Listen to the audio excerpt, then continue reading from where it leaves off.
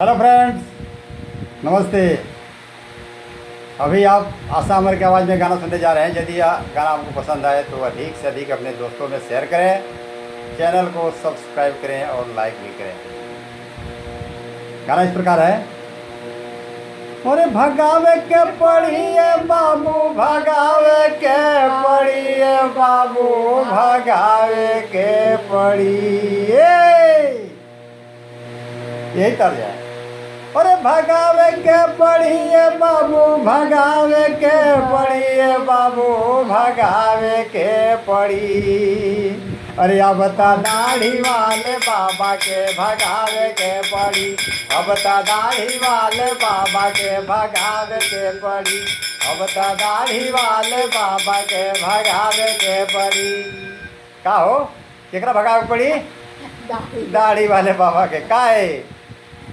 और घूमी घूमी जनता के बतावे के पड़ी, अब तो दाढ़ी वाले बाबा के भगावे के पड़ी, अब तो दाढ़ी वाले बाबा के भगावे के पड़ी। देश में परेशानी परेशानी है बाबू, तो कोई गोरिया बाबा थोड़े आके इनका पूजा कर जाए, इनका कुर्सी पर बैठा कर कुछ जनता कल्याण खातिर।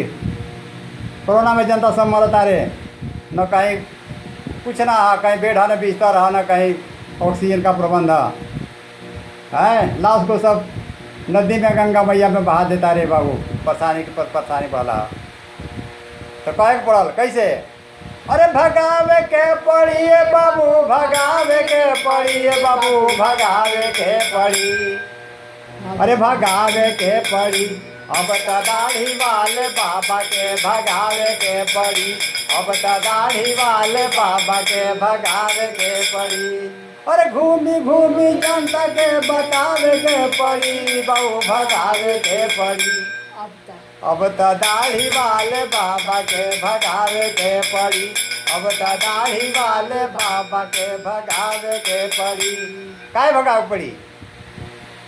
कि गांव के हॉस्पिटल चाहे, अरे गांव के हॉस्पिटल चाहे शहर के हॉस्पिटल में, गांव के हॉस्पिटल चाहे शहर के हॉस्पिटल में। अरे बेड न बिस्तर न ऑक्सीजन है हॉस्पिटल में, अरे बेड न बिस्तर न ऑक्सीजन है हॉस्पिटल में। अरे लाखों लोग मर गए बतावे के पड़ी बाबू, भगावे के पड़ी। अरे लाखों लोग मर गए बतावे के पड़ी बाबू, भगावे के पड़ी।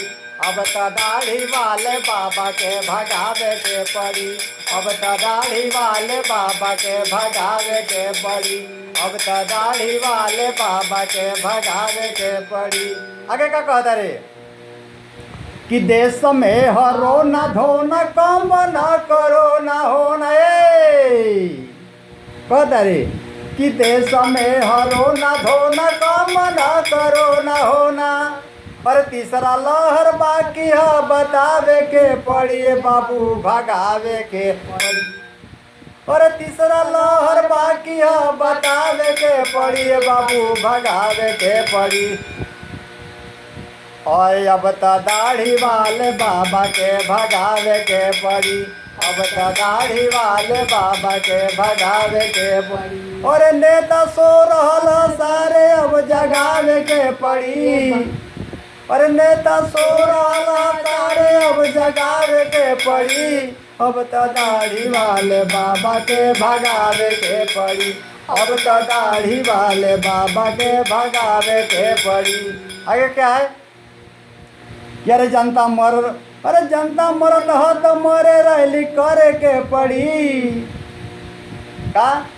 अरे जनता मरत हो तो मरे रैली करे के पड़ी। और रुपया लाखों नहीं करोड़ों खर्च करे के पड़ी, रुपया लाखों नहीं करोड़ों खर्च करे के पड़ी। कुर्सी लग रहा खतरे में बचावे के पड़ी, कुर्सी लग रहा खतरे में बचावे के पड़ी। और देश डूब रहा, डूबे से बचावे के पड़ी। तो दाढ़ी वाले बाबा के भगावे के पड़ी, ई तो दाढ़ी वाले बाबा के भगावे के पड़ी, ई तो दाढ़ी वाले बाबा के भगावे के पड़ी। और जेल में आसाराम हो उनसे भी बतावे के पड़ी। काहे हो, काहे आसाराम के बतावे पड़ी?